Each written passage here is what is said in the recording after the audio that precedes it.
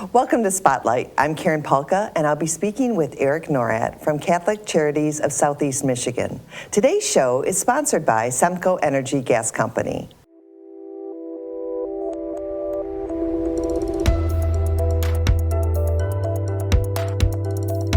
Welcome, Eric, to Spotlight. Thank you for having me. It's exciting to talk about different services that our community offers, and you represent Catholic Charities. Tell me a little bit about that. So Catholic Charities is a nonprofit 501c3 organization.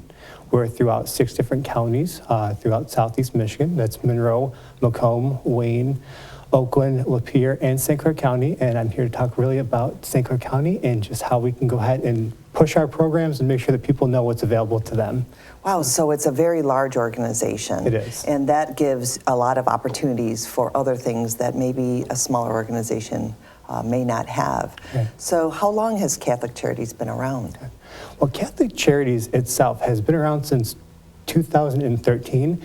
However, many other Catholic organizations or agencies within Catholic Charities have been around far before that. So like our organization was actually Catholic Social Services of St. Clair County, and that was back in 1947. So we've been here for a while. Yes. The Archdiocese of Detroit has, over time, actually took over a lot of the oversight for the agency. Okay. So what they said is, hey, let's go ahead and get Catholic agencies together to provide services to their communities based on what they need. Because as we know, services in Monroe are different than services up in St. Clair. So That is so true. That is what's so critical about having these services here. So thank you for that. But do you have to be Catholic to receive services from Catholic Charities? You do not have to be Catholic to receive services from Catholic Charities. We offer both faith-based and secular approaches to treatment. We have a variety. We have faith-based therapists. We have therapists who specialize in all different types of mental health conditions and stuff like that too, substance use disorder. So we have a lot of different things that offer opportunities for people to feel comfortable in the ability to receive service according to what they need. And that's so important, to be comfortable, because making the phone call, or even having the thought to make the phone call, can cause a lot of us to think like, you know, I'm good, I'm good. But really, sometimes even when you're good, to talk to someone, how important is that, the services that you offer? Right. I think there's a level of the importance of the services that we offer. You know, there are so many people who they don't reach out, and they're alone, isolated, and there are even so many pocket communities, such as the older adult population, where they want to, receive services and they want to go ahead and pursue services, but they have a hard time because maybe transportation issues, technology is a big one too. We know with rural communities, internet's not always consistent, so things like telehealth aren't really available to them.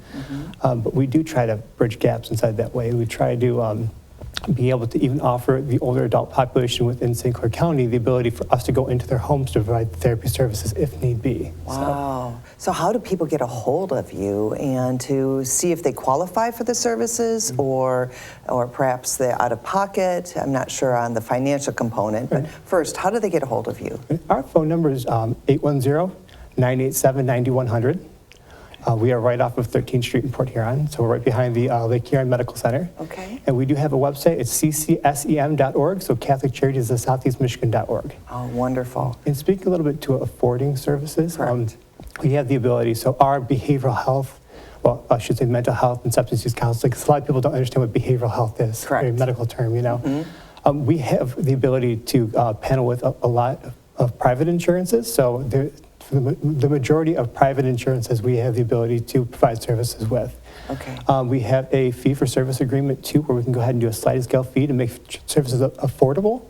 And then we also have a Commission on Aging partnership, and also a United Way affiliation. Okay. So that's the people over 60, the ability to get free counseling services, and no expense to them. And then also our younger population too, the ability that if somebody doesn't have insurance, they're uninsured, maybe they have really high deductibles and copays and stuff like that too, and they need some assistance, we have the ability to offer that to make it so that financially there's no barrier there. So. That is so important to hear. I'm so excited to hear that, because I think that that barrier to any sort of mental health or the behavioral health at all ages, we can call and contact you and speak to someone. So when someone comes and makes the phone call, right? So is there someone there that's answering the phone? Is it daytime hours?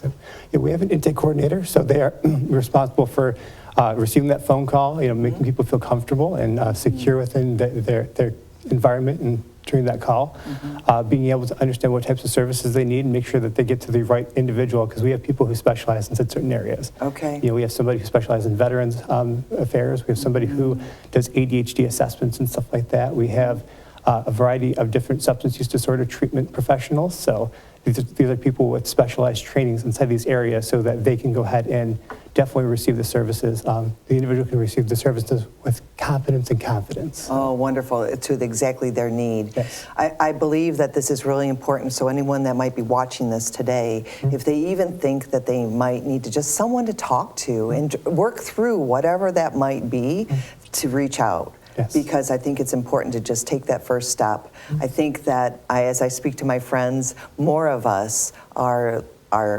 reaching out and having someone else to talk to, and it makes us healthier. Okay. So for the long run. And also make sure that everyone's looking out for your upcoming fundraisers that are going to be coming out throughout the year. Yes. And again, the website that people can get information from.